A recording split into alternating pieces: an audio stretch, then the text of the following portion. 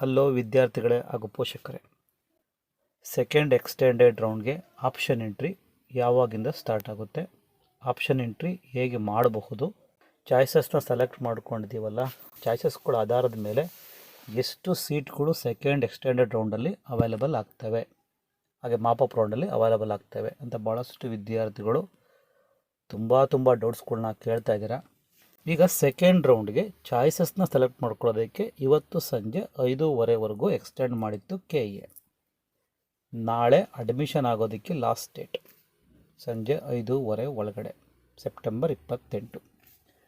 ಅದು ಎಕ್ಸ್ಟೆಂಡ್ ಆಗಿಲ್ಲ. ನಾಳೆ ಅಡ್ಮಿಷನ್ಸ್ ಪ್ರೊಸೀಜರ್ಸ್ ಎಲ್ಲ ಮುಗಿದ ಮೇಲೆ ಎಷ್ಟು ಸೀಟ್ಗಳು ಅವೈಲೇಬಲ್ ಇದ್ದಾವೆ ಅಂತ ಗೊತ್ತಾಗ್ತವೆ.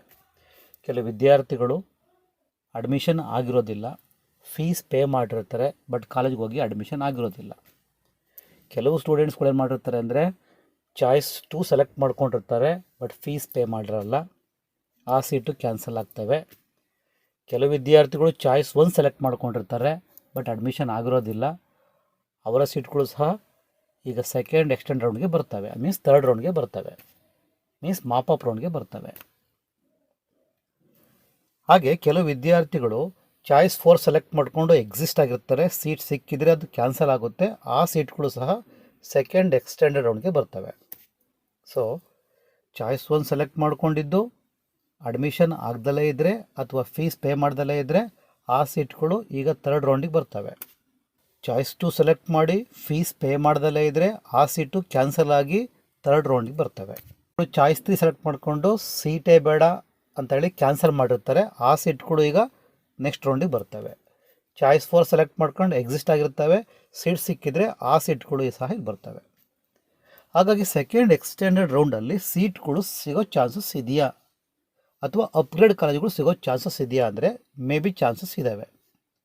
ಅದು ಗೊತ್ತಾಗೋದು ಯಾವಾಗ ಅಂದರೆ ಸೆಕೆಂಡ್ ರೌಂಡ್ ಕಂಪ್ಲೀಟ್ ಅಡ್ಮಿಷನ್ಸ್ ಮುಗಿದ ಮೇಲೆ, ಕಾಲೇಜಿಗೆ ಎಷ್ಟು ಜನ ಅಡ್ಮಿಷನ್ ಆದರೂ ಎಷ್ಟು ಸೀಟ್ಗಳು ಉಳ್ಕೊಂಡಿದ್ದಾವೆ ಅಂತ ಗೊತ್ತಾಗೋದು ಯಾವಾಗ ಅಂದರೆ ಸೆಪ್ಟೆಂಬರ್ 28 ಸಂಜೆ 5:15 ಆದಮೇಲೆ.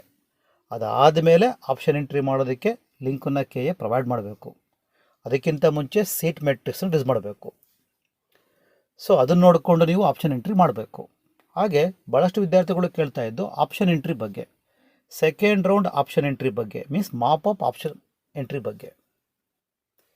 ಲಾಸ್ಟ್ ಇಯರ್ ಏನು ಮಾಡಿದರು ಅಂದರೆ ಸೆಕೆಂಡ್ ಎಕ್ಸ್ಟೆಂಡೆಡ್ ರೌಂಡಲ್ಲಿ ಹೊಸದಾಗಿ ಆಪ್ಷನ್ ಎಂಟ್ರಿಗಳನ್ನ ಮಾಡೋದಕ್ಕೆ ಅವಕಾಶ ಕೊಟ್ಟಿತ್ತು KE.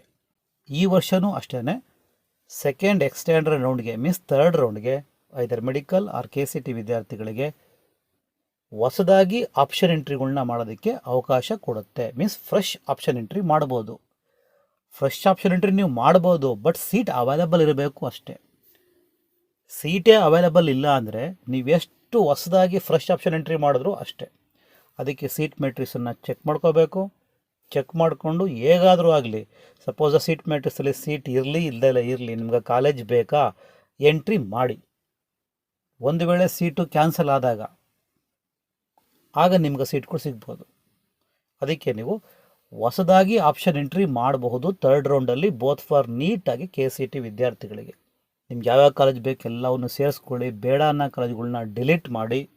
ಇದ್ರ ಬಗ್ಗೆ ಡೀಟೇಲಾಗಿ KE ನೆಕ್ಸ್ಟ್ ಮೇ ಬಿ ನಾಳೆ ಸೆಪ್ಟೆಂಬರ್ 28 ಅಥವಾ 29ಕ್ಕೆ ರೂಲ್ಸ್ಗಳನ್ನ ರಿಲೀಸ್ ಮಾಡುತ್ತೆ, ನೋಟಿಫಿಕೇಷನ್ ರಿಲೀಸ್ ಮಾಡುತ್ತೆ. ಆಗ ಕ್ಲೀನಾಗಿ ಡೀಟೇಲಾಗಿ ನಿಮಗೆ ತಿಳಿಸ್ತೀವಿ.